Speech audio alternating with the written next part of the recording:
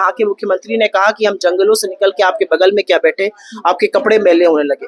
इस अस्मिता पर प्रहार किया है नरेंद्र मोदी। एक आदिवासी चुने हुए मुख्यमंत्री को चुनाव से जस्ट पहले जेल में डाल देना और उनको चुनाव प्रचार के लिए भी ना निकलने देना, ये झारखंड की अस्मिता पर प्रहार है, उनके आत्मसम्मान पे प्रहार है और जनता इसका बदला जरूर लेगी, इसका मुझे पूरा विश्वास है। नमस्कार, SG न्यूज देख रहे हैं आप और मैं हूँ आपके साथ गौरी रानी। देश में हो रहे लोकसभा चुनाव अब धीरे धीरे अपने अंतिम चरण की ओर बढ़ रहा है, तो वैसे वैसे राजनीति बयानबाजी भी खूब तेज सुनने को मिल रही है। हमारे साथ इस वक्त झारखंड पहुंची कांग्रेस की नेता और राष्ट्रीय प्रवक्ता सुप्रिया सिनेत जी हैं। झारखंड पहुंची हैं मैम, आपका SG न्यूज में बहुत स्वागत है। झारखंड आई है तो झारखंड से जुड़ी बातें करते हैं। झारखंड में 14 सीटों पर चुनाव हो रहे हैं, लोकसभा चुनाव 4 सीटों पर हो चुके हैं। क्या स्थिति देख पा रहे हैं झारखंड? मुझे ऐसा लगता है झारखंड बड़ा बदलाव करने वाला है। झारखंड ने भी मन बनाया है।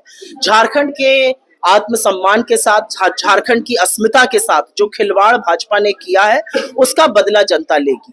एक आदिवासी चुने हुए मुख्यमंत्री को चुनाव से जस्ट पहले जेल में डाल देना और उनको चुनाव प्रचार के लिए भी ना निकलने देना, ये झारखंड की अस्मिता पर प्रहार है, उनके आत्मसम्मान पे प्रहार है और जनता इसका बदला जरूर लेगी, इसका मुझे पूरा विश्वास है।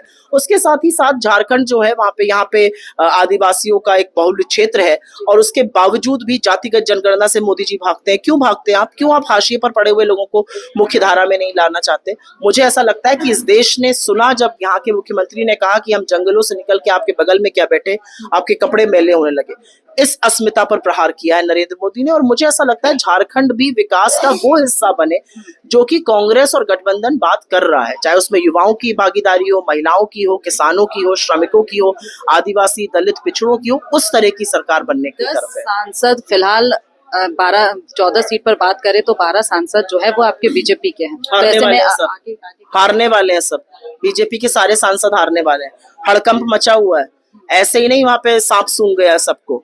उनके बड़बोले सांसद जो महिलाओं को अपशब्द कहते हैं पार्लियामेंट में, वो उनके यहाँ के सांसद सब हारने वाले हैं, देखिएगा आप। अभी पिछले दिनों अमित शाह का दौरा होता है जो कि एक कॉलोनी में होता है, एक कंजेस्टेड एरिया में होता है। ये चुटिया का वो इलाका जिसे रामराज्य कहा जाता है, जो कि बीजेपी का गढ़ है, लेकिन वहां पर अमित शाह की रैली होना कैसे देख रहे हैं? एक मोहल्ले में अगर रैली हो रही है तो इसे कैसे देख रहे हैं? तो गृह मंत्री बड़ी रैली नहीं कर पा रहे हैं, छोटे छोटे गली मोहल्लों में जाना पड़ रहा है। ये बदलते हुए वक्त की आहट है जो चीख चीख कर बोल रही है कि वक्त बदलने वाला है।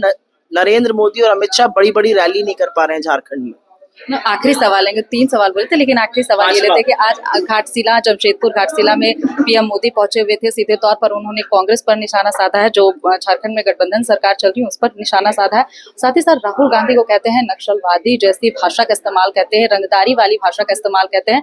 और वो रायबरेली से चुनाव वायनाड से भागकर जो रायबरेली से चुनाव लड़ रहे, घूम घूम कर कहते हैं कि वो मेरी मम्मी की सीट। गौरी जी, आपने राहुल जी के भाषण सुने हैं कभी?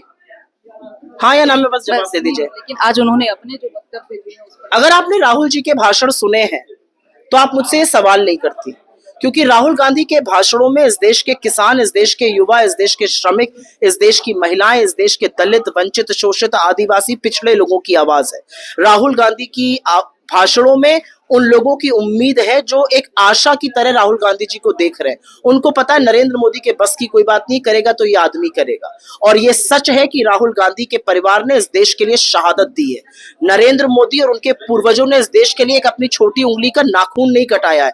2 प्रधानमंत्री शहीद होते हुए देखे हैं। उनके परदादा ने 13 साल जेल में ऐसे नहीं काट दिया, अपना सब कुछ इस देश पे कुर्बान नहीं कर दिया। सुनिए, आपकी उम्र है इसलिए आप सुनिए देश की आजादी के बारे में। तो जब प्रधानमंत्री इतनी भद्दी और इतनी गंदी बातें करते हैं तो ये उनकी विक्षिप्त मनोस्थिति दिखाता है।